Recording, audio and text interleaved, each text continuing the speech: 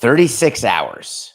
That's the Nothing Personal word of the day. It is Thursday, October 26th, 2023, and we are 36 hours away from first pitch of the World Series of 2023.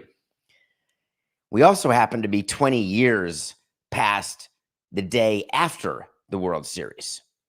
So I've been thinking about the difference between the day before the World Series and the day after the World Series when you're a winner. Couple things came to my head, starting with the night of the World Series. We all went back to the team hotel and went into the GM, Larry Beinfest, went into his suite, and Jack McKeon, the manager, was there. And we were sitting around watching SportsCenter on loop. Back then, SportsCenter was on loop. And we were watching the celebration and the interviews, and we were just having drinks and talking, and we were all in bathrobes. Then the next morning, and we went to bed in like 3, 4 o'clock.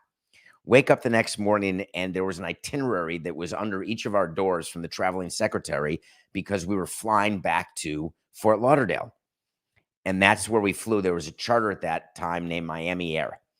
So we get on the team bus from the hotel on 42nd and Lex here in New York. It was the Hyatt at the time. I think it may still be.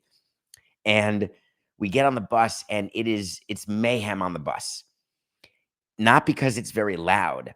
It's sort of quiet because everybody is wrecked because everyone had been up all night partying. We get onto the plane, and Miami Air had made custom designed seat covers that had World Series champions and a logo, and it was incredible. So we get on the plane. It's an amazing ride back down to Florida. And when we land in Fort Lauderdale, there are fire trucks on the runway of the Fort Lauderdale airport, and they are spraying water. What a waste of water, but it was so cool. Spraying water, welcoming the plane. And there were thousands of people waiting for us at the fixed base operation, at the FBO where we parked. And we got in our cars and we went back. And then I was at work the next day, planning the parade, meeting with city and county officials about the parades in Fort Lauderdale and Miami. What a great memory. Thank you to everyone on Twitter and all of the people who posted great videos and pictures. And it's such a difference the day after versus the day before. The day before the World Series, you have two choices. You have a choice first whether you are going to do a workout on the field. You don't have a choice about meeting the media. The manager has to meet the media. The starting pitchers have to meet the media. And the question is, do you work out on the field?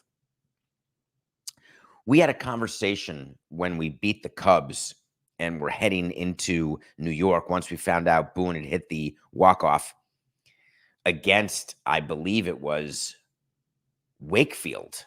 Rest in peace. What a horrible story of him passing away recently. My best to his family.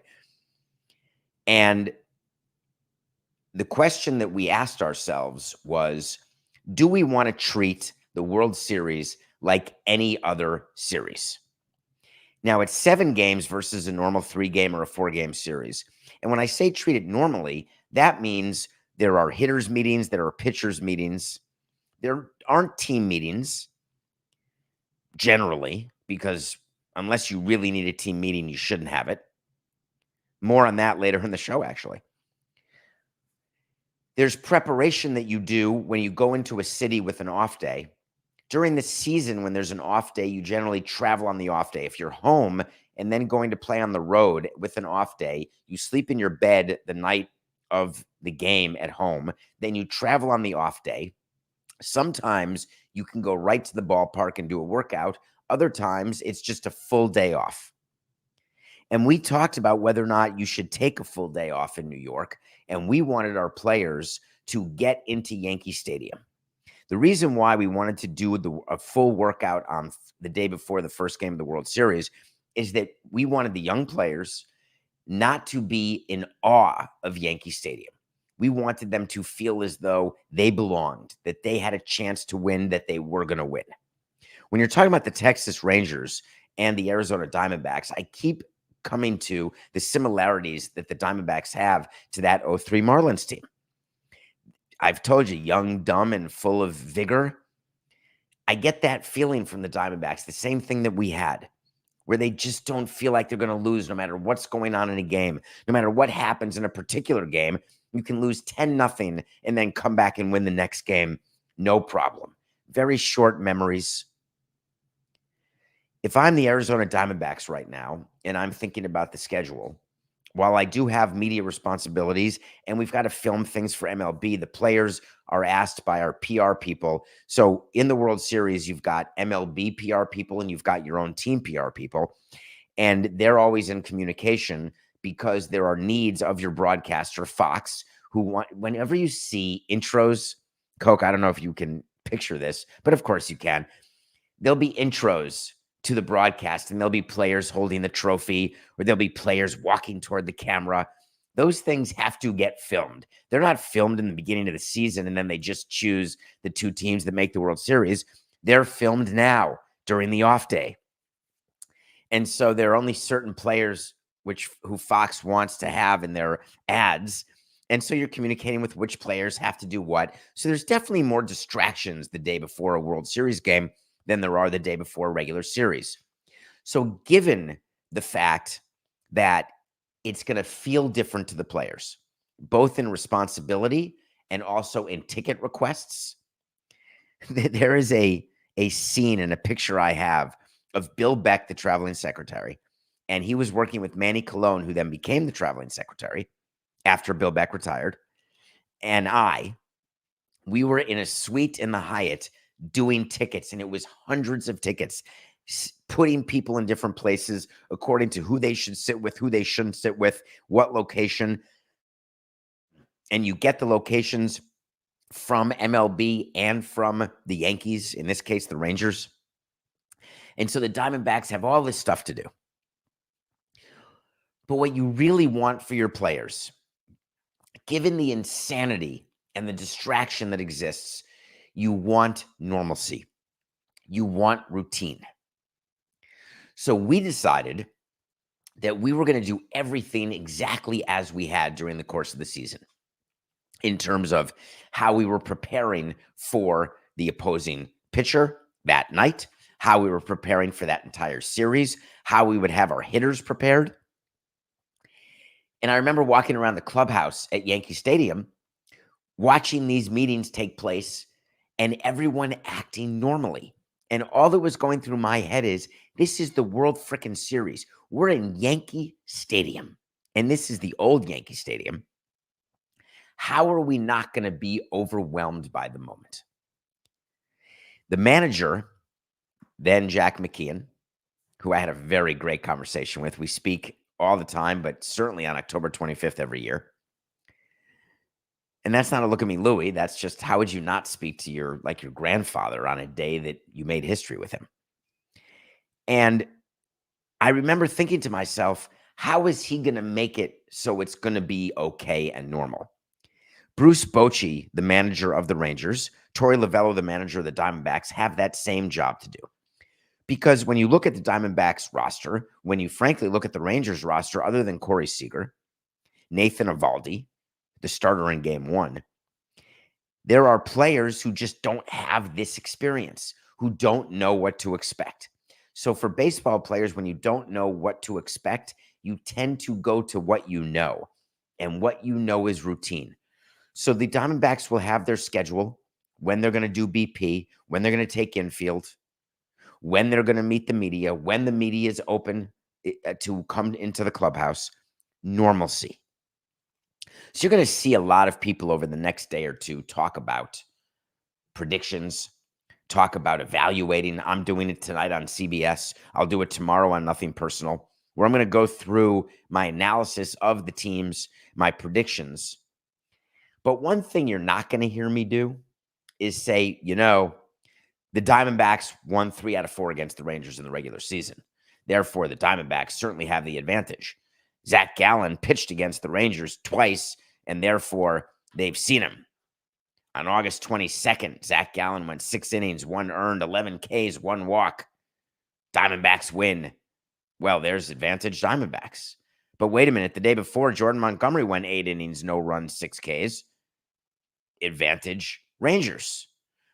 Chapman blew a save one time, advantage Diamondbacks. Max Scherzer went 6 innings on July 4th, only gave up 4 runs, 3 home runs, advantage Diamondbacks. Here's a little nugget for you. Whatever the record is between the two teams during the regular season is wholly irrelevant to what will happen during the World Series. Second only to when a TV network says to you, the Philadelphia Phillies have beaten the Miami Marlins 18 of the last 24 times over the last 20 years. The New York Knicks have not beaten the Lakers in LA the last 20 times. And it's a totally different team. You play in LA once a year if you're the Knicks. If it's an interleague series, you play once a year. What exactly are you saying? What are you proving?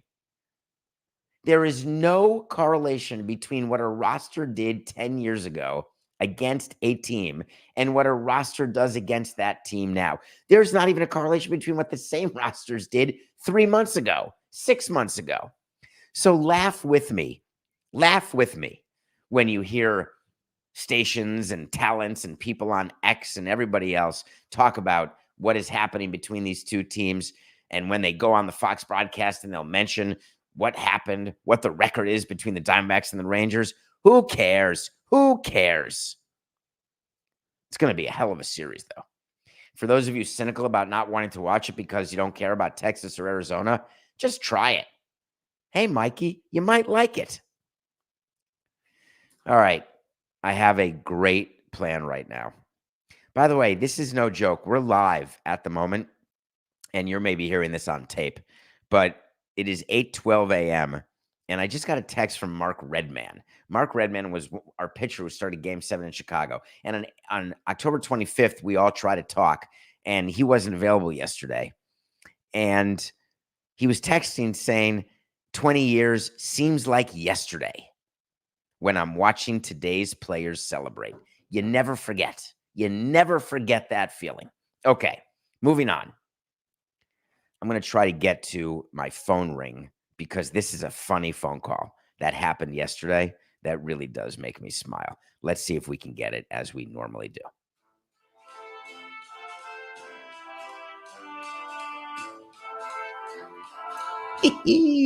I love you, Dan Levy. Hello? Who's this? Hey, is Craig there? Yeah, this is Craig. Hey, it's David. David, how you doing? Congrats on getting that Mets job. I had no idea you were going to get the Mets president of baseball operations job. Hey, Craig, I had no idea you were going to leave the Brewers. David, you knew I was leaving the Brewers. Hey, Craig, you knew I was getting the Mets job. Hey, David, are you going to interview me? Hey, Craig, why would I interview you? I know exactly who you are. We've worked together for years, literally since 2015. I'm not sure I understand the question. Well, I appreciate that. But Craig, listen, we have a small issue. We have to go through an interview process because I have to tell Steve Cohn that I interviewed you. So could you be a darling and come to Flushing? All right, no problem. Any chance we can do it on Zoom? Maybe? StreamYard?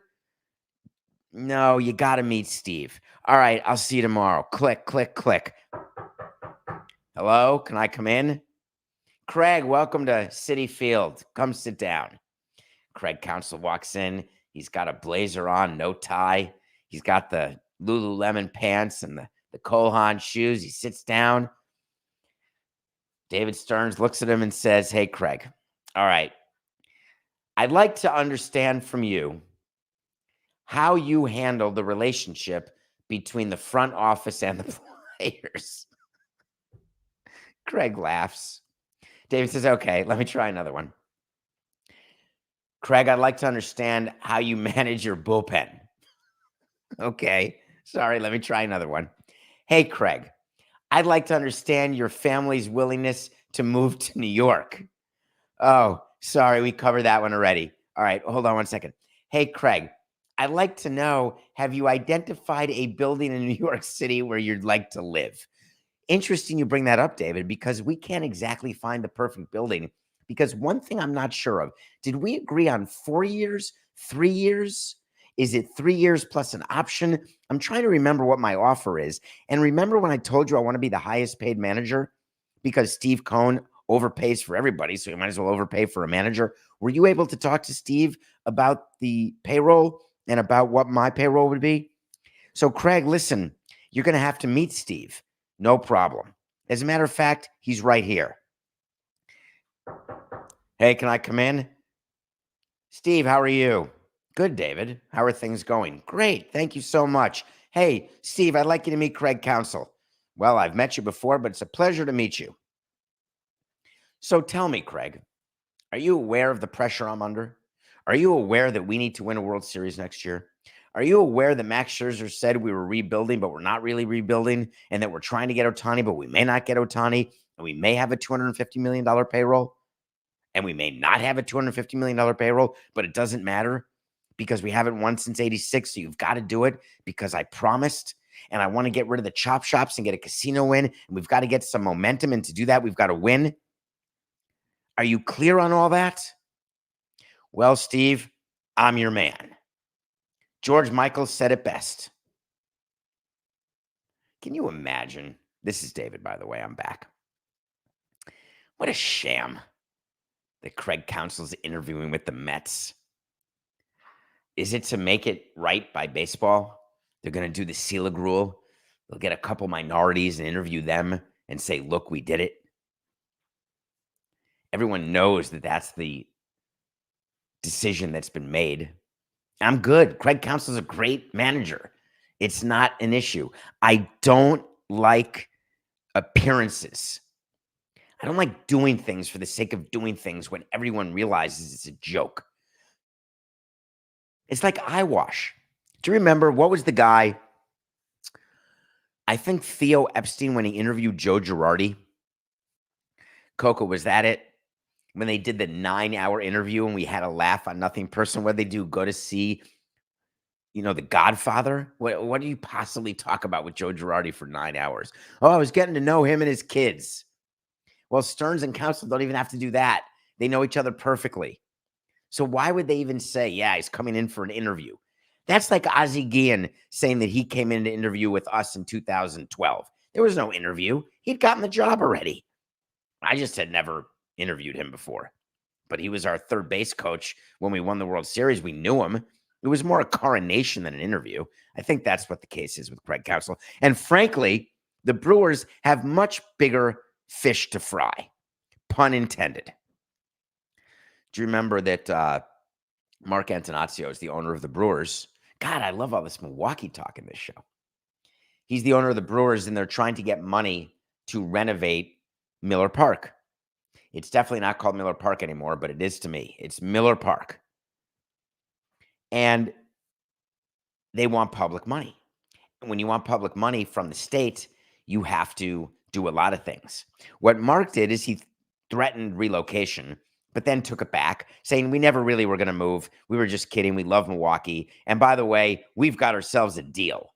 And a deal got announced, except much like in other places with financing, like in Tampa, there's been some premature exuberation.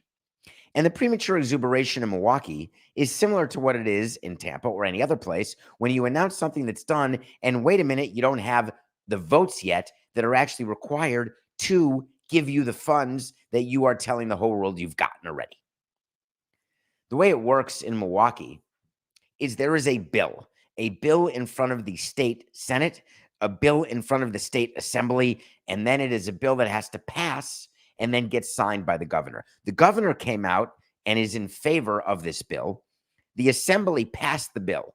And the way it works, in case you don't watch School Board Rock, in case 1869, in case you don't remember Schoolhouse Rock, in order for a bill to pass, it needs to be voted on by the two bodies in identical form. If there's one word different from what the assembly passes to what the Senate passes, the bill is not eligible to be affirmed by the governor. So in Milwaukee, in Wisconsin, the Assembly passed a bill and the Senate wants to make changes to the bill. And if the Senate makes changes to the bill and then passes it, it has to go back to the Assembly for passage of what the new bill reads. And if the Assembly then changes it, which everyone can do, and then passes it, it goes back to the Senate. And like hot potato, it can go back and forth and never get to the governor's desk. So there's a small problem. And the way they're dealing with the problem is they sent the president of business operations, who I've known for decades, a great guy, Rick Schlesinger. And he had to go and address the Senate, much like I had to go and address the voting bodies. And what he was doing is exactly the proper strategy. He wants them to know, listen. Let me just be clear about one thing that may not be clear. We're not going anywhere. We don't want you to consider us as a group of people who want to threaten our great community. And so he basically said, we want to be here for the next generation. I'm not threatening to leave. I want to be here. The problem with taking that nice guy tact is who's going to be the bad guy? Because you can't have the owner be the bad guy. The owner doesn't want to be the bad guy. The owner always wants to be the good guy. So the president is supposed to be the bad guy. The president is supposed to be the one who says to the Senate, listen here, ladies and gents, stop screwing around with the bill. We're not accepting a tax on Brewers tickets to help fund your part. Why? This is a trick that's used all the time. The trick by the public is, hey, we're going to give you $300 million.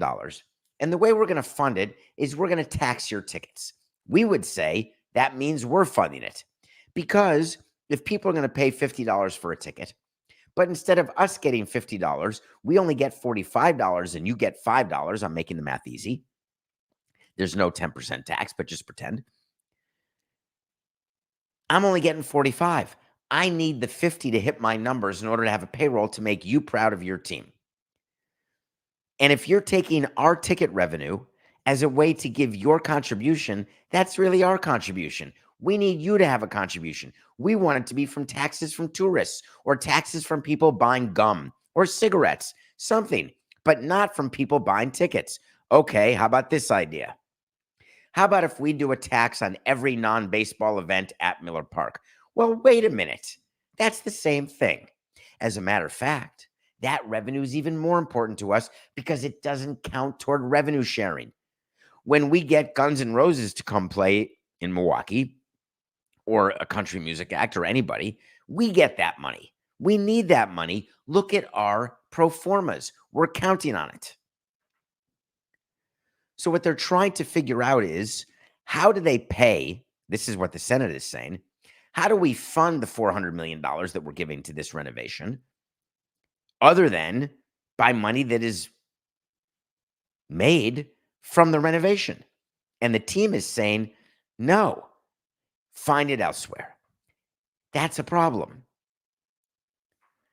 So then what the state generally does, and people in the Senate, and you know who you are in Florida and Tallahassee, or even in the county and the city, generally what they then do is say, okay, if you're not going to do a tax on tickets or on other events, how about this? Instead of $400 million, we're going to give you $300 million. No, we're not giving you an extra $100 million. With Marlins Park, they tried this, and here's how it ended, actually. We agreed to up our contribution, about 10% of what they wanted, but they had to float the bonds, and we would pay them back by increasing our rent payment by a bit over the 38 years. There are ways to negotiate away a difference in opinion in how finance is going to come. You need to give the public a win. There needs to be the ability to get on the Capitol stairs and tell all of your constituents, I fought for you. I made the following 5 changes to this bill, and the team has agreed to it, and the assembly will then agree to it. So there's going to be some back and forth. To all the fans of the Milwaukee Brewers and to all people who are interested in public financing, this will end with public financing for a renovation of Miller Park. And wait to see when I tell you something's going to happen and it does, you'll hear about it again. Just like I told you the Astros in 6 didn't happen, you heard about it again. Either way, wait to see. Official. This Brewers bill that is currently at the state level for money used to renovate Miller Park to keep the Brewers in Milwaukee till 2050, Dianu. It's going to pass. You can book that. All right, we come back. We're going to do a review. It's been 2 days without a review. I have no idea. I heard from so many of you on davidsamsonpodcast.com and on Twitter at David P. Samson. Even a guy on Instagram. Normally, Instagram is for photos and for people talking about photos. My, you look like crap. Oh, God, you look good today. Thank you for all that. But you're right. 2 days in a row without a review is unacceptable. I can't wait to discuss with you what I watched. And I can't say I watched it yesterday, though I did watch something yesterday. But what I'm reviewing after the break is what I was going to review 2 days ago. We'll be right back.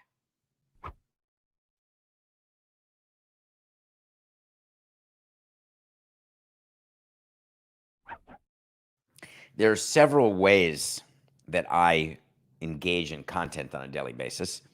I get suggestions from you after you have downloaded our show and subscribed to our show. By the way, on YouTube, Nothing Personal with David Samson, where you can see where I am and what I'm doing every morning at 8 a.m., and it's available for the rest of the day. Please hit subscribe. Thank you.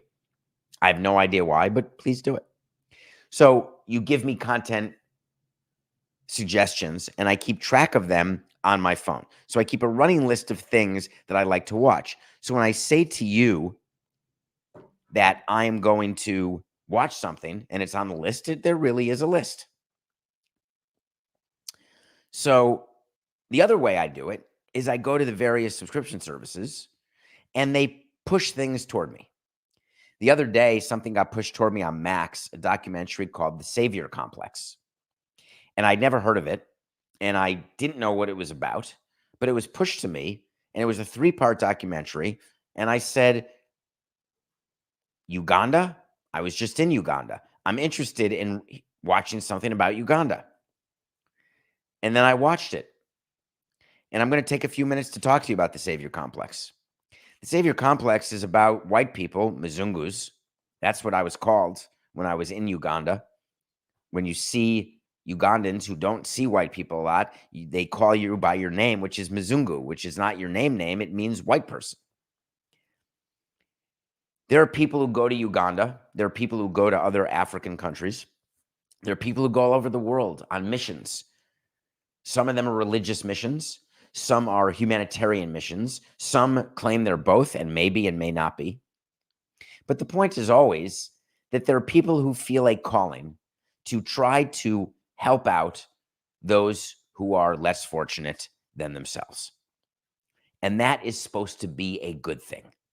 And once in a while, it gets ruined by people who take advantage of a situation, who siphon money out of a charity, who don't take donations and use them properly, who even when they use them properly, it's improper.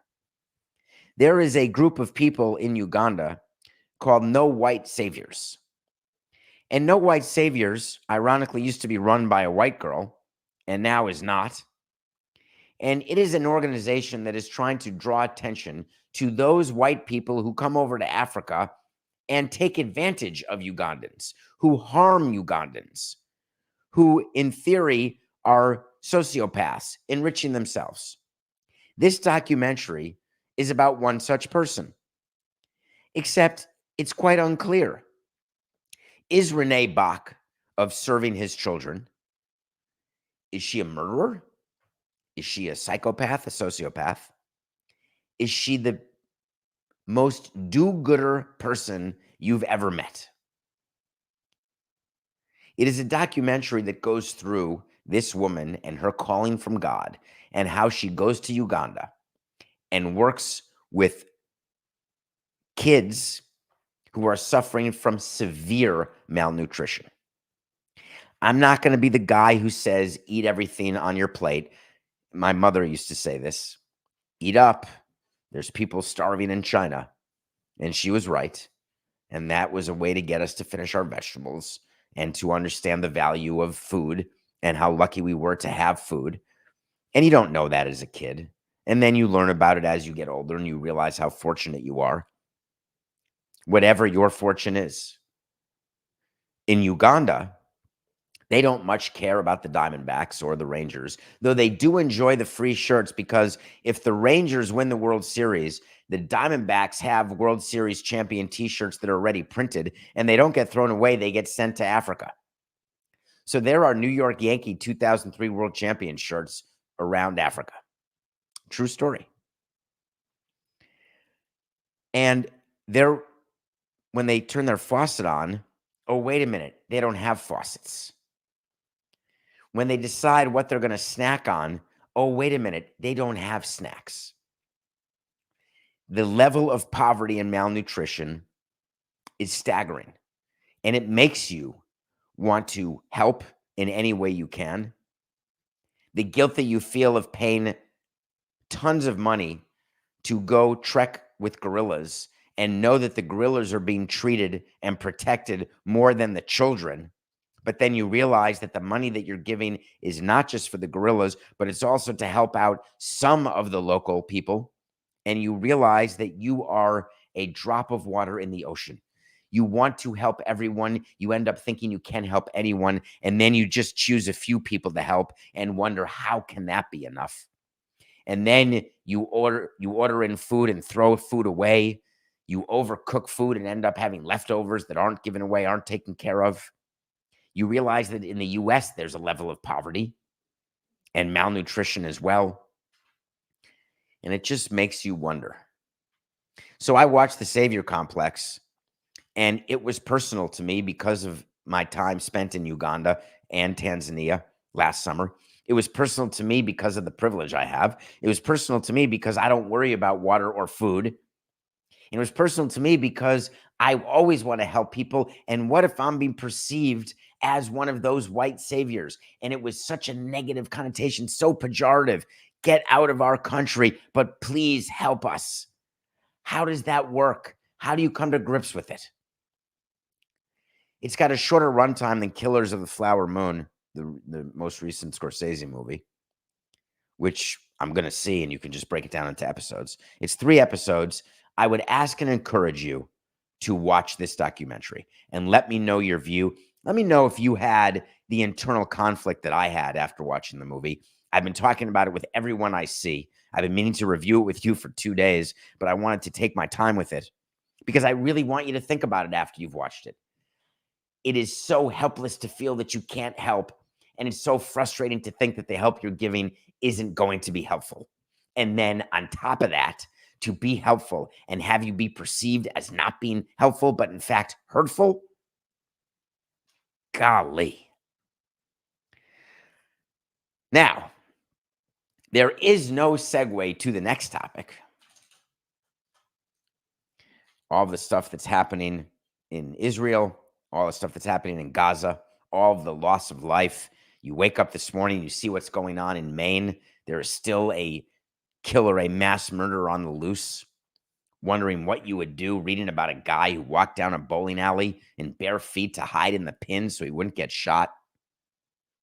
It is hard sometimes to ignore my stomach ache. It is hard to ignore my headache, my feeling of helplessness, but my understanding that I'm here to distract, I'm here to entertain, and sometimes things get in the way. But then teams come back. Players come back, owners come back, and they do something that brings a smile to my face during a time when I feel guilty for smiling, but I'm going to do it anyway. Did you think that I would get through a show and not talk to you about what happened in Chicago? Jerry Reinsdorf owns the Chicago Bulls. As I've told you, regardless of what you think of Jerry, he gave you 6 rings.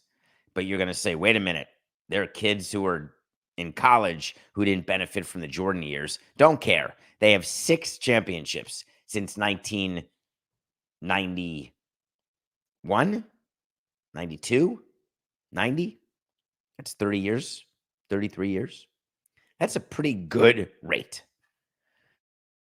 The Bulls, who've made the playoffs twice in the last 8 years, I think, played a game last night. The NBA is back. There was a small slate of games 2 nights ago. Last night was a larger slate of games. Game 1 of 82. The Chicago Bulls got their butts kicked by the Oklahoma City Thunder. SGA had a great game. And I wouldn't have thought one thing about it. As president of the Bulls, it totally sucks to lose game 1 because you just want to win your opener. I lost many season openers. I actually don't know, Coco, what my record was out of 18. I'm going to guess 7-11 over 18 home openers, maybe 6-12, because I remember the losses, including the Nolasco-Glavin game where Nolasco pitched great, and I think we lost 2-0 to the Mets at Shea Stadium one year. The loss in 2012, Josh Johnson to the Cardinals, and I think it was Wainwright who started in 2012. But anyway, you're upset that you lose a game, but it's not the end of the world. Yesterday in Chicago, the Bulls lost game 1, and they immediately had a players-only meeting. What is happening in Chicago? First, you've got a fight on the sideline between the coach and a player. Billy Donovan's the coach. Then you've got players chirping at each other. And then you've got the veteran of the team, Zach Levine, who comes out and says, hey, guys want to win. You put up a game like this in game 1, you're going to have some conversations. Guys are frustrated, and you should be. No, you shouldn't be. If you're going into your season opener and your team is in such disarray that one loss, however big a blowout it is, causes you to have a players-only meeting because you don't like the effort, you're frustrated with the results, you're worried it's going to be the same old, you sound like a radio host. You sound like a blogger. When you are a professional athlete or in the front office of a team, you can't be a fan. You can't be a talking head. You have to have a better level of perspective and understanding of how a season goes. Zach Levine is totally fine with having a meeting, and I couldn't be less fine. I wouldn't have allowed a players-only meeting. I would have stood right in the middle and said, boys, what are we doing? Because if you need that players-only meeting, then you needed it before the season. Because you had a bad training camp, there was lack of effort, you're worried about how you're playing together, you're having sloppy practices, fine, have it before game 1. But don't show that level of panic after game 1. And now it forces Billy Donovan, the coach, to say this is good. It shows we care. That's what coaches always say. That's from the playbook. When a players-only meeting happens or when there's fighting between players or coaches fighting with players, the line that you're supposed to say, because it's supposed to assuage you, you're supposed to feel, okay, we're good. We care. We take our job seriously. The other one that's always a good one, we're a family. Families fight. How do you get into a heated exchange with your coach on game 1? Nikola Vucevic and Billy Donovan got into this heated exchange during the game. I mean, the Bulls are a disaster. It's game 1. How do you hate each other already? And then he's forced to say it was heat of the moment, like they're channeling Asia. I wonder how many Bulls are going to be playing in the All-Star game this year. I just wonder. I'm going to say none. It's not going to be an official wait to see, but I'm just going to say that. Adam Silver came out on day 1 of the season to help you out as fans. Don't you worry, fans. We are having a normal All-Star game. No more drafts. Remember when there were team captains like Giannis and LeBron, and they would draft players, and so you wouldn't know who's on what team, and it would be a popularity contest that we would all analyze. Oh, he picked Anthony Davis. He must want to be teammates with him. Oh, he didn't pick Russell Westbrook. He doesn't love him. Oh, he loves Carmelo Anthony. Whatever. It was ridiculous. The All-Star game became a joke, Adam Silver announced yesterday they're changing the entire thing back to the way it was. Western Conference, Eastern Conference, 4 12-minute quarters. Forget the target score and all that crap. Now, why are they doing that? Why do you think? Money.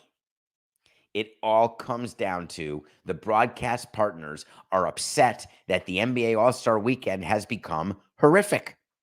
They can't get people to participate in the slam dunk contest of note. The three-point contest has gotten boring. The All-Star game is an actual joke, regardless of the draft, and they try to do it on that great pregame show with Ernie and Kenny and Shaq and somebody else, Charles Barkley, where they have the draft live. Guess who didn't like the draft? The players. The union said to the NBA, listen, we don't want players to be put in a position where they're having to make choices because it looks like the person who's drafted last that they're losers. Those all-stars don't like feeling that way. Get rid of the draft, Adam. No problem. And we're going to go to our broadcasters and we're going to say that we are getting back to basketball. What? That's Adam Silver's big line. That's not what he means. We are getting back in the negotiating room with the broadcast networks, and we're looking for a triple. We're looking for multi-billions. We're looking for the streamers, and we're going to show them this year that when they get the All-Star Game package, they're getting something special. Seriously? Who are you fooling, Adam? Back to basketball. I happen to agree with the change, but again, getting back to what we talked about earlier in the show, just come out and say it. We've got to find a way to make the game more competitive. We've got to find a way to satisfy potential broadcast partners, and we've got to find a way to get the players not to take it as a joke. 156 and 154. That is our record. I hope you paid attention to our picks of the day yesterday. Did you watch Wembanyama play? We said under 17.5 points. He had 16 points. That's a win. But did you watch him play? I'm pretty sure he's never going to score under 17 points again the rest of the year. He got in foul trouble throughout the game, and we just got lucky. What an amazing over-under of 17.5 that was, and glad we went under. We also had the Celtics beating the Knicks by 3 at the Garden, and they won by 4. Guess what? That's a victory. 156 and 154. It's enough to make a rock nervous. This segment brought to you by no one. 2 picks today. Do you know how much we get paid for saying that? I mean, DraftKings, that's funny. I mean, everyone knows that it's the DraftKings network and that DraftKings is part of Nothing Personal, but it's just funny to say. All right, we have a football game and we have a basketball game today. I want to talk about the Milwaukee Bucks and the Philadelphia 76ers. I want to talk about the fact that James Harden reported back just in time to not get fined for missing regular season games, and the Sixers said, hey, screw you. You're not coming on the road trip. I love that. Go get in shape, you distraction. Go back to the buffet. James Harden is a disaster. The Sixers are a disaster. Now, I can't say that Giannis and Lillard are exactly a symbiotic pair at the moment. It's going to take them time. The line is low. It's Bucks -6. But I think that if we go against the Sixers 82 times, we're going to be happier at the end of the year. But we're not going to do it 82 times, but we're certainly going to do it today. Bucks -6 over Sixers. That's the Milwaukee Bucks. The other Bucks are playing the football game tonight. You've got the Buffalo Buffs against the Tampa Bay Buccaneers. Tom Brady really would like to get a win over Jim Kelly. That would be a major accomplishment. It is rare for Brady to get 8.5 points. But I'll tell you, I'm taking advantage of the fact that it's only 8.5 points. Because if you think the Buffalo Bills are really a 4-3 team, and you think the Baker Mayfield-led Bucks are good, watch the game tonight. This is the time when Buffalo says it's enough. 37-10 type of enough. So we're taking the Bills 8.5 over the Bucks. We're taking the Bucks 6 over the Sixers. And we are trying to continue our relative hot start, middle, finish. It's almost November. We got to finish above 500 for the year. All right, Coca. Can we get to, where are we? Oh, we're done. We should keep going. 45 minutes. It goes too quickly. Thank you for your time and attention. Guess what? We'll be back tomorrow. Full World Series preview. Tomorrow at this time, it'll be 12 hours till game 1 of the World Series. Until then, it's just business. This is nothing personal.